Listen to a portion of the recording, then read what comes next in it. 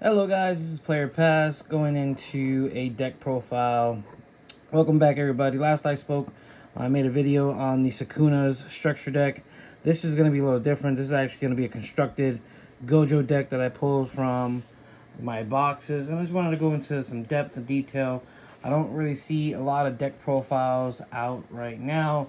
So I just wanted to go and show the love and show you my deck profile for this yellow deck.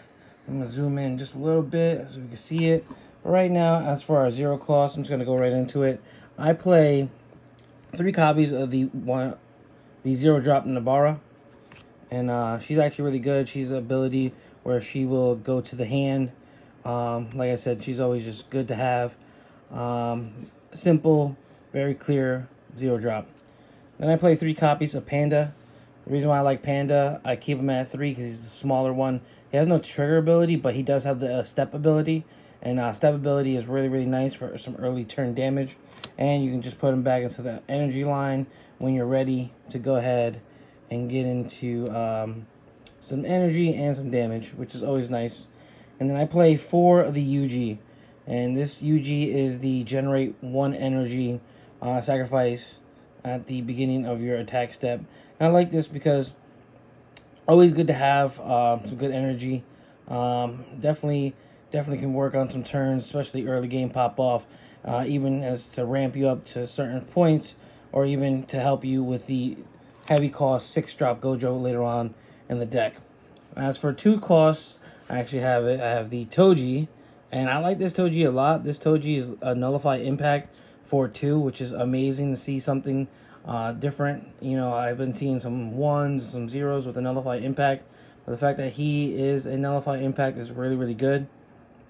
And his ability is to pay 1 AP once per turn. All characters on the front line gain 1,000 until the end of that turn. So he actually buffs up characters. I have him at 3 for right now. I did have him at 4, but I wanted to make some room. But he's actually a really powerful card.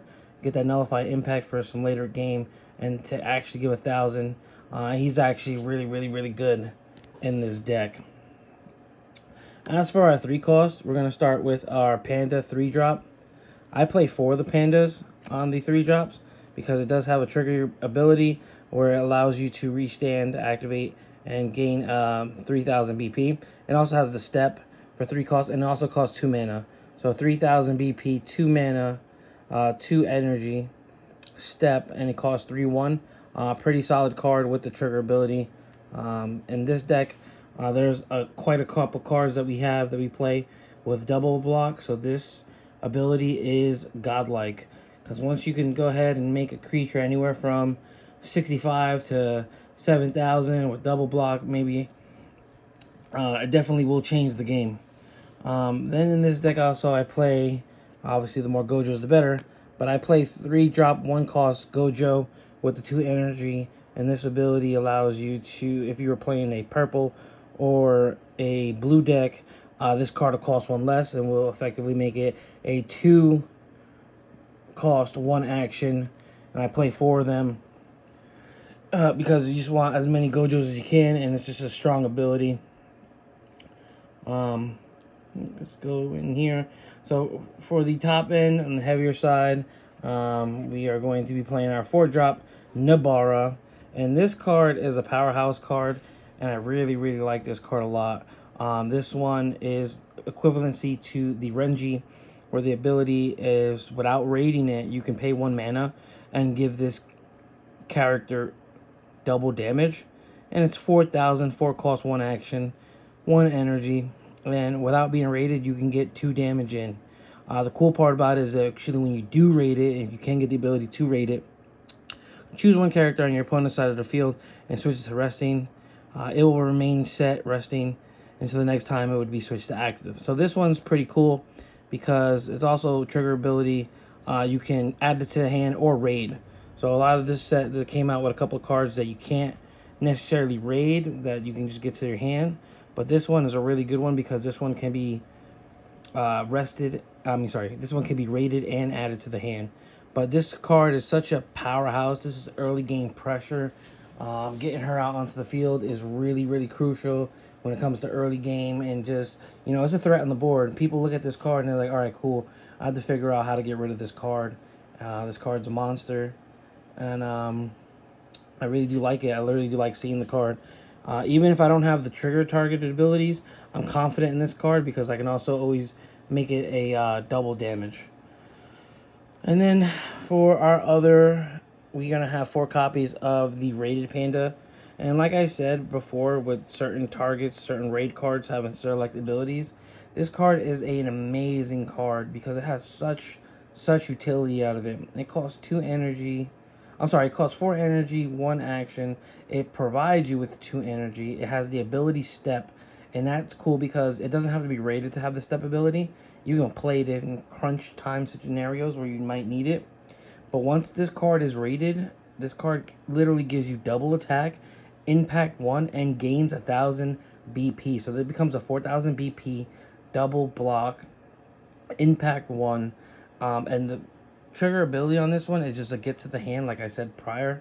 So some of them will have raids. This would be insane if this would be a raid card, but this one is such a powerful card.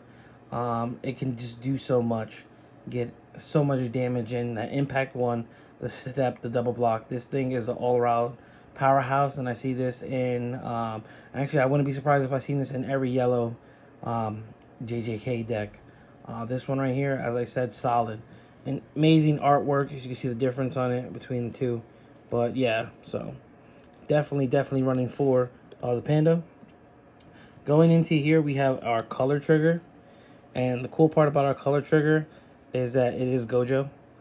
This is a Gojo deck, so it's very influenced on having Gojos on the field. But this one is the color trigger. As you know, you're only limited to 4 color triggers, and the yellow color trigger is to rest a card, and for it to not be, it wouldn't stand up. It wouldn't go active on its next active phase, which is good because you could stun something for your opponent's turn. This one is a very good Gojo. It costs 4. The BP on it is 35, but the ability on this is really good. It says during your opponent's turn, your opponent chooses a character ability or an event card that would trigger this.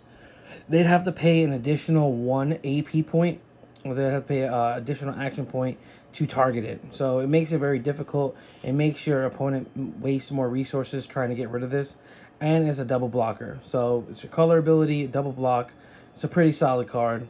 And yeah, so I actually really like this card in the deck, seeing this as well. And then for characters, for the last character, we're going to have your big body, the big body Gojo. So this one I actually play 4 of. Some people play 3 of, but I like to see him. There's consistency once you learn how to make certain patterns. And a lot of times the patterns that I really like making with this particular Gojo is when I get a chance to play him on the field, I absolutely love going with the domain expansion because it's a free domain expansion. Combinations that I've seen when I've been in gameplay so far is I would play the Gojo. Gojo's ability, as you said, when this card is played, you draw 1 card, and the next card that you play out of your hand costs 1 less action. So a lot of times I like playing the Gojo. He will come in tapped. He's not a raid card, so he does have his limitations, but he's also a 5,000 impact 1. So a lot of times I like to play the Gojo. I would like to then domain expansion. If I had another Gojo on the field, boom, I play another Gojo, do another draw, play another card. And it's just really cool. That's why I like playing the domain expansion at 4. I've actually looked at some listings, and domain expansion in this deck is ran at 3. But to each his own. Everyone's, a little different. I would test it out eventually to see if the 3 domain expansion would make a difference. But then the tech that I like about this so much is I like to either play another Gojo. Another ability, which I have to mention on this one, you can play the next card with 1 less action, but it can't be a Gojo. So Gojo can't play Gojos. So this Gojo can't play into these Gojos. The reason why I actually gets away with playing the second Gojo is that you're playing the domain expansion, giving you 2 AP for free, which then allows you to just go ahead into another Gojo. So it's like, in a way, avertively going into the second Gojo or so. And that's why I like having the domain expansion in this deck at a 3. Also, that it's a final trigger. But yeah, so this is a big body on the field. I was going to have your impact. It's actually really, really good. I play it at a 4. I do recommend at 4. So, as for our event cards and our spell cards, event cards and our spell, I actually, as I said, I am running the 4 domain expansions. This is the stand up your 2 AP, and this is also your final trigger. Another event card that I like playing that I have at 3 is your Curse Technique Reversal Red. And the reason why I like this one is a different card. It's very unique. It does have a trigger ability on it where it'll let you activate and give 3,000 BP to a character. And its effect is choose one character with 4,000 or less BP on your opponent's side, on your opponent's front line, and return it to the energy line. So basically, you take it, any card in the front line, push it to the back, and if they have a full back, if they have 4 cards in their energy line, they will have to remove from play 1 energy card. And the reason why I like this is I kind of like sitting on these. So let's say I had 3 of them. It's a little bit of a late game, and I want to go in for some good damage. I can essentially free up your front line and do back end energy line removal. So it's like a kill card in a way to your back end. Another card that I have that I like to play, I only play 2 of, is the Sight. I'm not entirely sure if I want to keep it out of 2 of or have this deck utilize this as much. I noticed in gameplay I do run into this problem actually more often than I thought. This ability is the ultimate void. So if you have a Gojo on your front line of the field, you can then... Alright, let me rephrase this. That's the reason why I don't like this card. Right? The reason why is that you have to have a Gojo in your front line of the field for this card to stay on the field. This one can actually just rest an opponent's card. So I could just play this card and rest opponent's card. And if I have a Gojo on the field, then this card will stay, and that character won't be able to stand up as long as I have a Gojo on the front line of the field for every attack phase. That means it passes through my attack phase and through my opponent's attack phase. So a lot of times people can get over this by just removing a Gojo from your front line. It will stun, but I don't know if I necessarily see this as such an effective stun. So a lot of times, I have Gojo on my front line.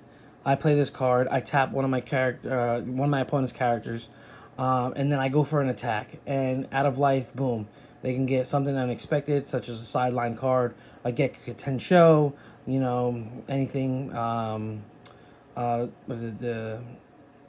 So anything that was sideline it or sideline cards, they could just easily target the Gojo, and then boom, next turn, the card that you selected to be rested is up and running.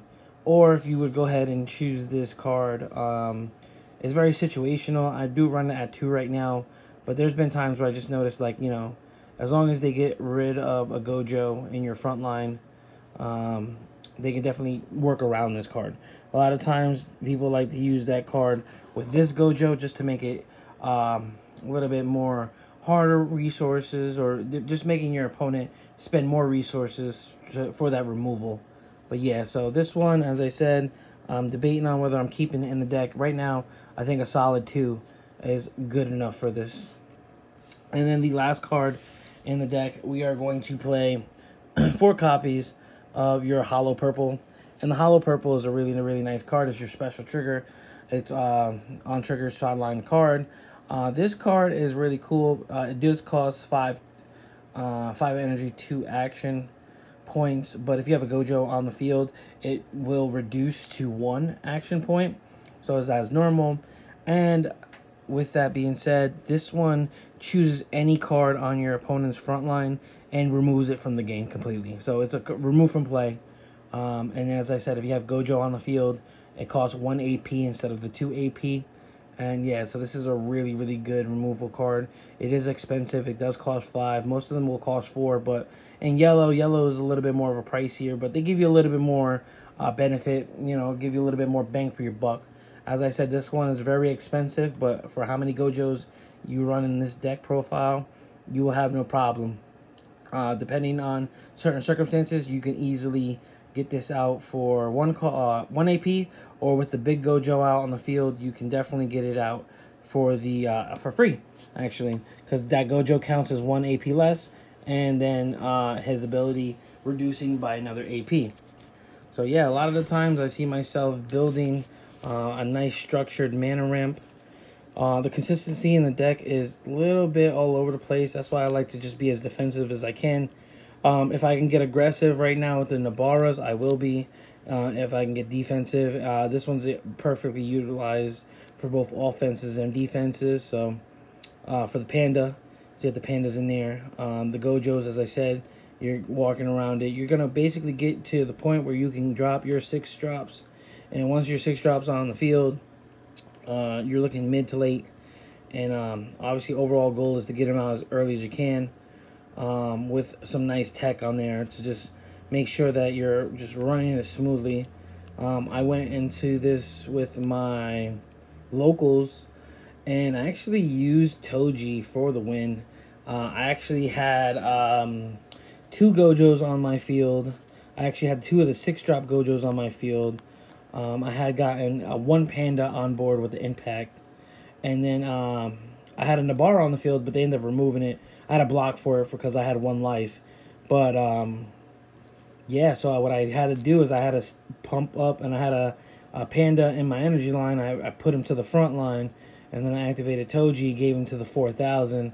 With the 4,000, I legit, like, attacked for 4. They blocked it. And then I had Panda with impact, and I had the 2 6-drop Gojos with impact hitting. Panda was hitting for 5,000. Gojo was hitting for 6,000. And it actually won me the game. So this one, as I said, a lot of people are looking for the consistency in the deck. As of right now, utility and a couple of the event cards, and just playing it smooth, trying to get the right cards at the right time. This deck was very enjoyable deck to play. I do recommend it. Try this build out, and if you want to make some critiques and things like that, all I know is I did pretty well. I went 3-1 in my locals with this deck, and I had a great time playing it, and just with such insane plays. As I said, I enjoyed it so much. I recommend the JJK Yellow. So this is just a profile for that. I am going to update you with some more profiles, and then we will go from there. And thank you so much for watching. Have a good one.